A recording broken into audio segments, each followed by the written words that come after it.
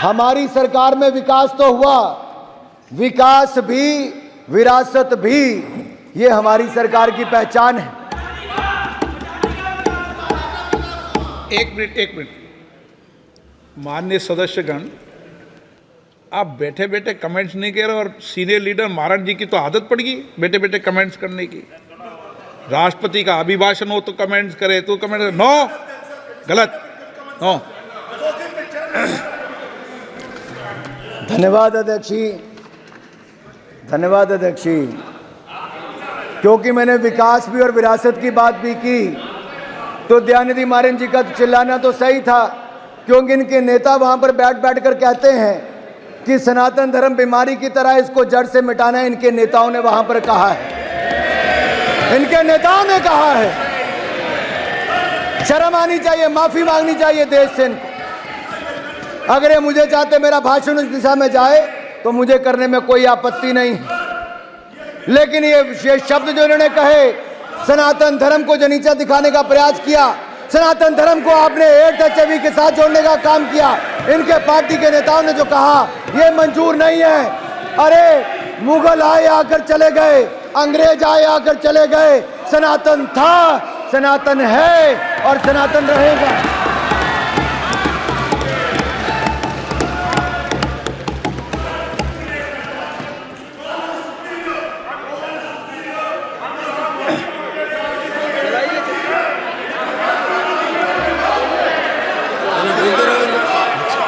उन्होंने क्या बोला कि सनातन रहेगा, यही बोला ना।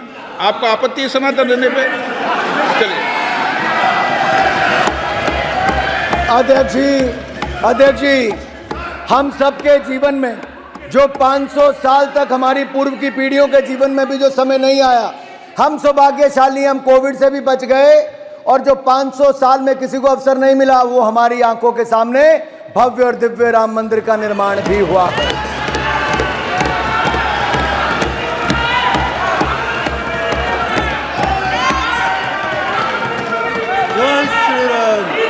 अध्यक्ष जी, मुझे इसी बात की पीड़ा है, ये सनातन धर्म को कुचलने की बात करते हैं, जड़ से मिटाने की बात करते हैं, और राम मंदिर के प्रसारण पर रोक भी किसी सरकार ने लगाई, तो किस सरकार ने लगाई? क्यों लगाई है? क्यों लगाई थी रोक को? सुप्रीम कोर्ट से निर्णय लेना पड़ा हमें। क्यों राम का विरोध करते हैं? अरे कुछ वैसे बैठे जिन्होंने राम भक्तों पर गोलियां चलाई, कुछ वो हैं जिन्होंने राम मंदिर को टेंट में रखा, कुछ वो हैं जिन्होंने राम मंदिर के प्रसारण पर रोक लगाई। माननीय सभापति जी, और जब मैं बात करता हूं विकास भी विरासत की भी, तो हम यही नहीं, सोमनाथ धाम बनाया, काशी विश्वनाथ धाम बनाया, दिव्य भव्य केदारनाथ धाम बनाया, महाकाल लोक धाम बनाया, और दिव्य भव्य राम मंदिर भी बनाया है।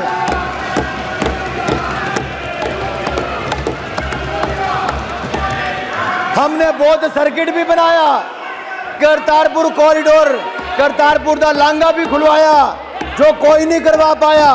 पंडित नेहरू की गलती थी, जिन्होंने आजादी के समय, पार्टीशन के समय करतारपुर का हमारा गुरुद्वारा भी उस तरफ छोड़ दिया। दूरबीन लगाकर दर्शन करते थे। नरेंद्र मोदी जी की सरकार में हमारी सरकार ने करतारपुर कॉरिडोर खुलवाया, और हेमकुंड साहब में रोपवे बनाने का काम भी हमारी सरकार कर रही है। माननीय अध्यक्ष जी, 550वां प्रकाशोत्सव गुरु नानक देव जी का मनाया, 400वां प्रकाशोत्सव गुरु तेग बहादुर जी का, 350वां गुरु गोविंद सिंह जी का हमारी सरकार ने मनाया है। और यही नहीं, अगर साहिबजादों का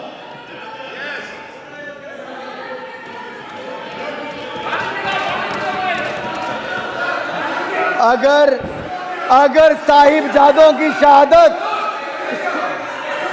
साहिबजादों की शहादत पर भी अगर पूरे देश ने वीर बाल दिवस के रूप में मनाया, तो ये भी प्रधानमंत्री नरेंद्र मोदी जी की सोच। अरे आपके समय तो ब्लू स्टार ऑपरेशन हुआ था, हरमंदिर साहब में क्या क्या हुआ, और 84 के दंगे देश भूला नहीं है। सिखों का कत्लेआम ये कांग्रेस की सरकार के समय ही हुआ था।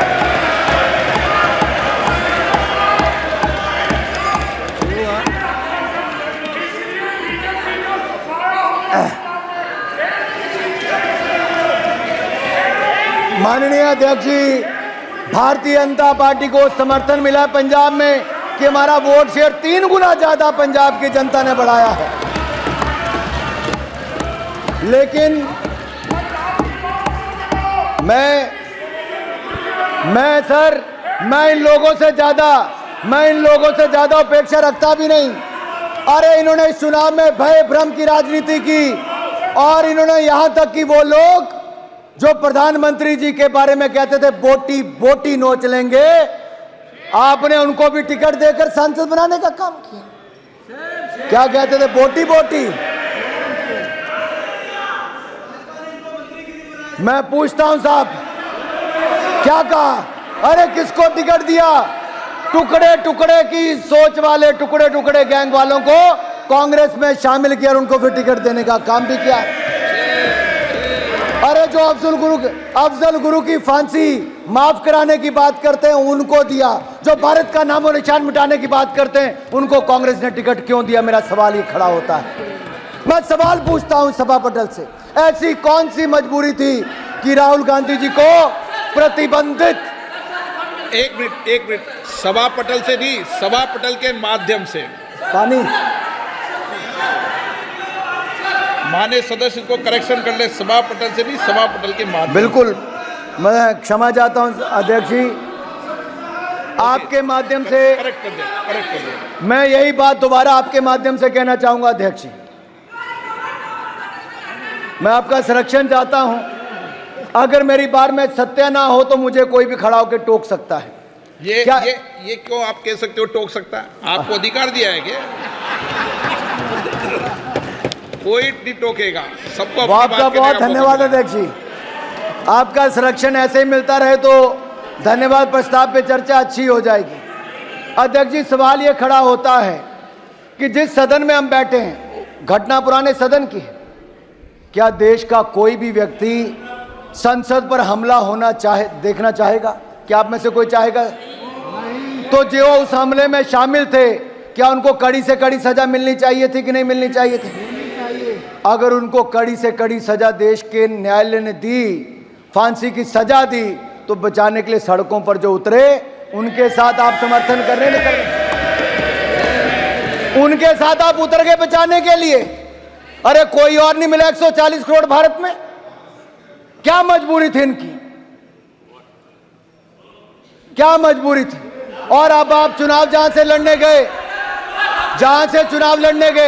वहां से किसी और का नहीं है अध्यक्ष जी, पीएफआई जैसी संस्थाओं का, मुस्लिम लीग जैसी संस्थाओं का समर्थन लेकर भी कुछ लोग चुनकर आए हैं। देश जवाब मांगता है। ऐसी कौन सी मजबूरी थी?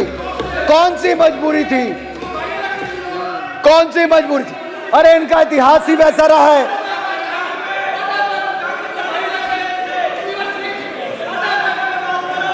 माननीय अध्यक्ष जी, बहुत सारी बातें चुनाव के समय और जो माननीय उल्लेख राष्ट्रपति महोदय ने भी जिस ओर किया, संविधान की ओर, मैं वहां पर भी आऊंगा, लेकिन उससे पहले थोड़ा कुछ और कहना चाहता हूं। इनका दर्द सामने नजर आ रहा है।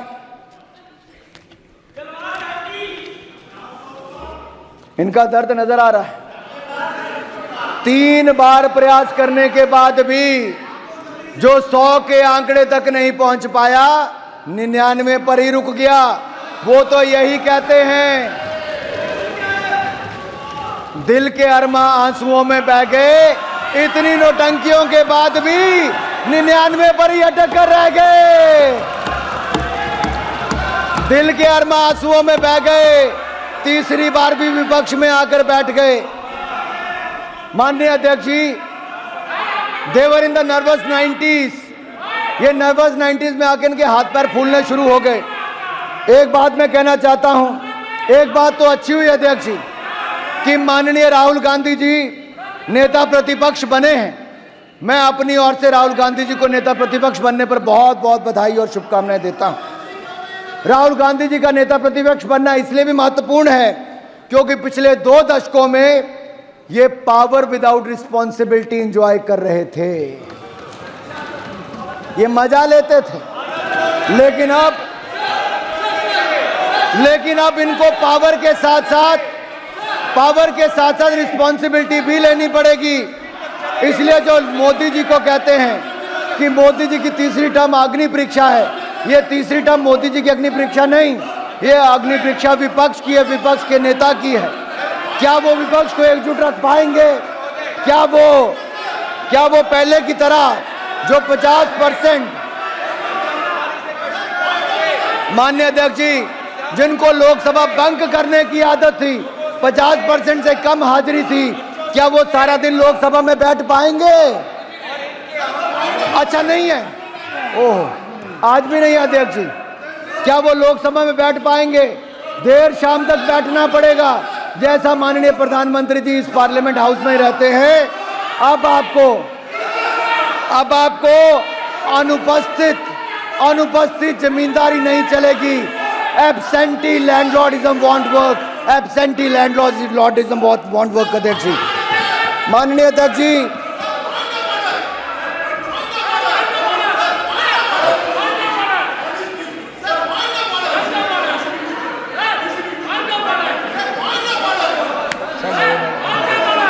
माननीय